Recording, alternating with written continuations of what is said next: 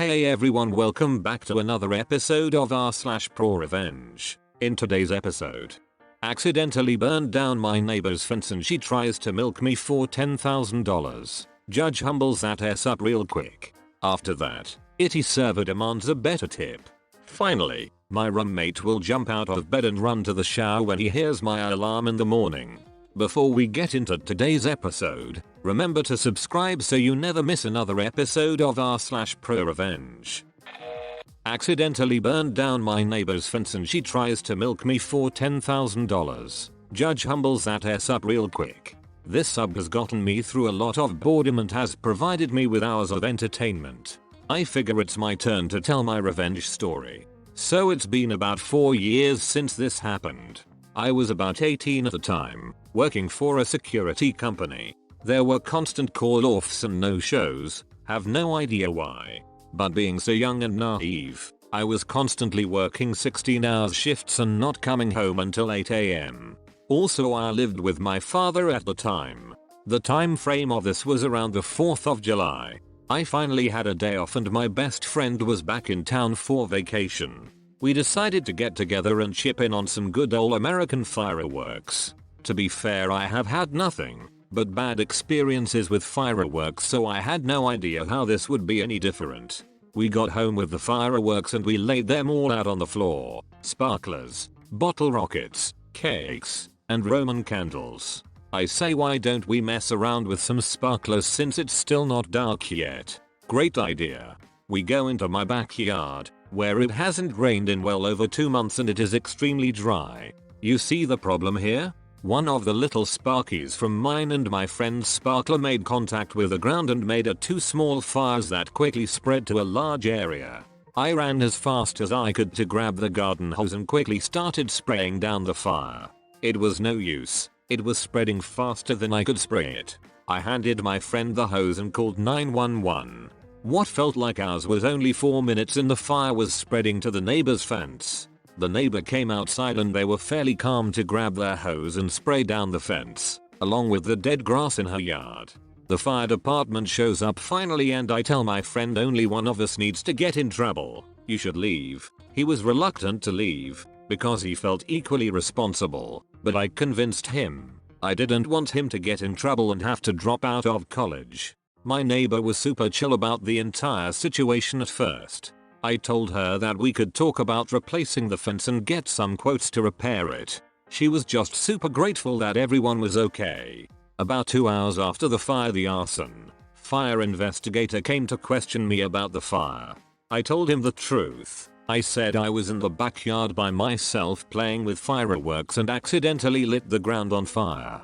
I had gotten off that day without being hit by any charges and was commended for being honest. Here is where it goes downhill very fast. About a week later I get a knock on the door from the neighbor.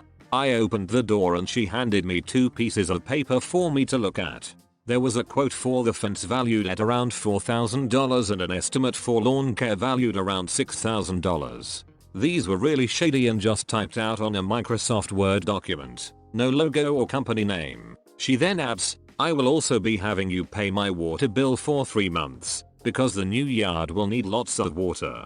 Now the fence this woman had before was raggedy and falling apart. Her yard? Dead grass, weeds everywhere, never mowed it. Now looking at this paper, she wants a mahogany fence and a brand new backyard with flowers and trimmed hedges? I said I need to get an estimate myself. This doesn't feel right. She says, remember you agreed to replace my fence, and a real man keeps promises. I shut the door and called my dad to tell him about what just happened. He flipped the frick out and told me, son, don't you give that lot a single dime. He gives me the number to his handyman and tells me to take care of it.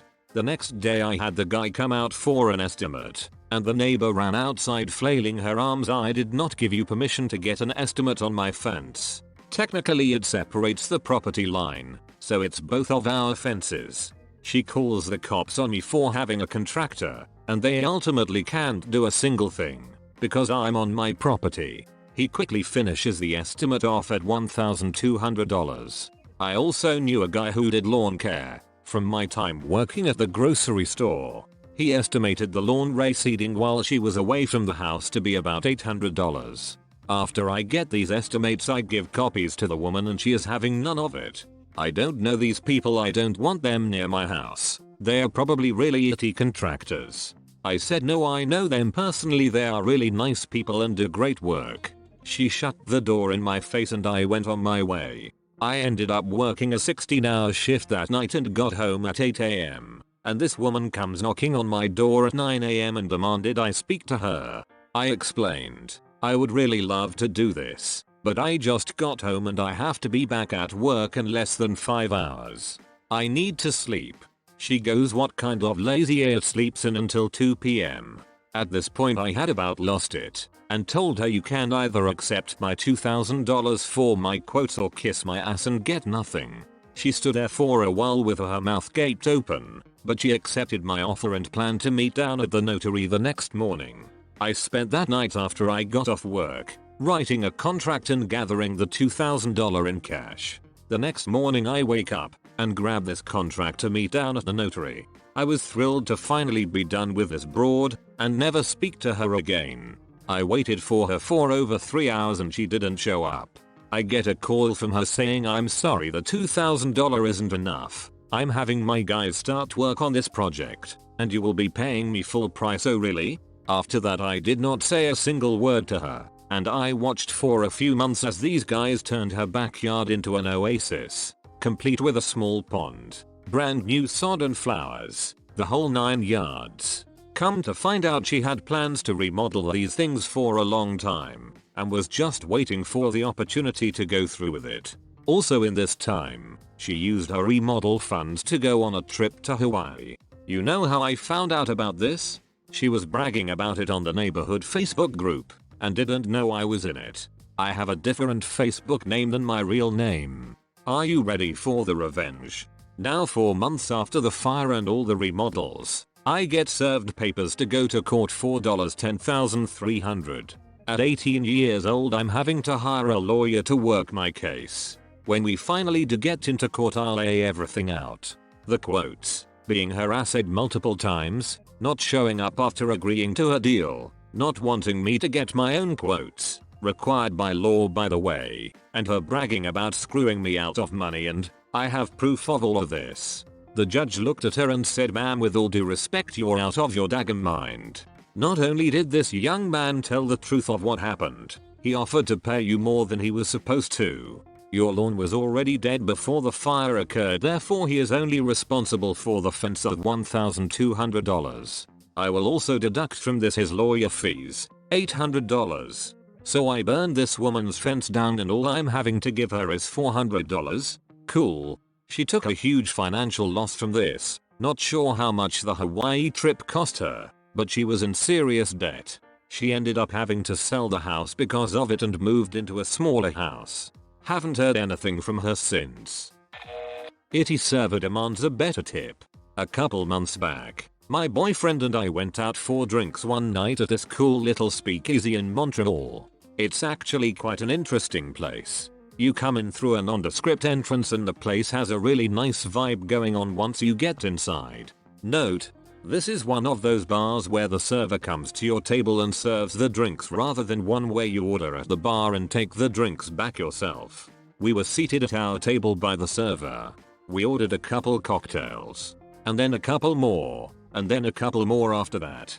Each time we had to order, my boyfriend or I would have to go fetch the server so he would take our order or go up to the bar, order, and then bring the drinks back ourselves.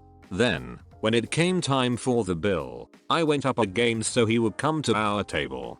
He came and thought we were going to order again despite me clearly asking for the bill when I went up.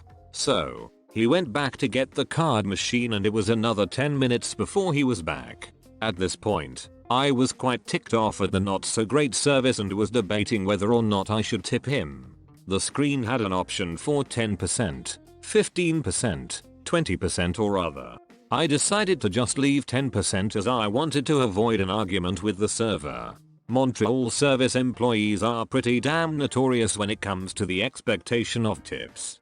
Now, he prints out the receipt and takes a look at it and sees I left 10%. He then asks if we had a nice evening, to which my boyfriend responded that we did, We both thought it was just a standard question servers ask, so we didn't bother telling him about the pool service received, especially because it wouldn't really make a difference at this point. The guy then says, "Oh, well, if you had such a nice time, then you should have left at least a 15% tip.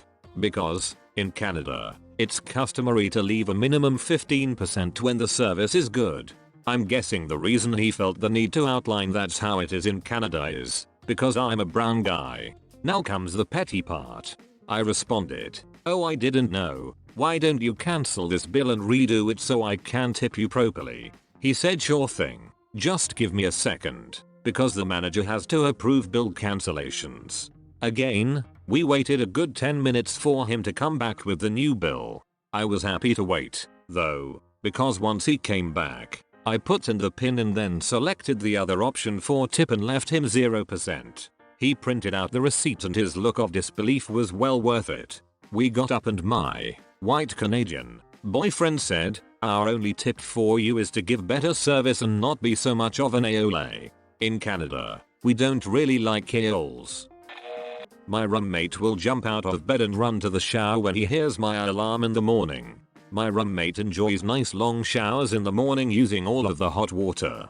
I realized that he literally jumps out of bed and runs into the bathroom when he hears my alarm. I started putting my alarm on silence for a while and this was working well enough, but I still missed my morning shower several times because of their unreasonable long showers.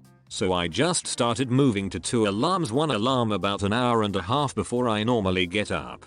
This has caused him for about 2 weeks now to get up really early, run the hot water out and be out with enough time for it to be warm again. Small victories are nice.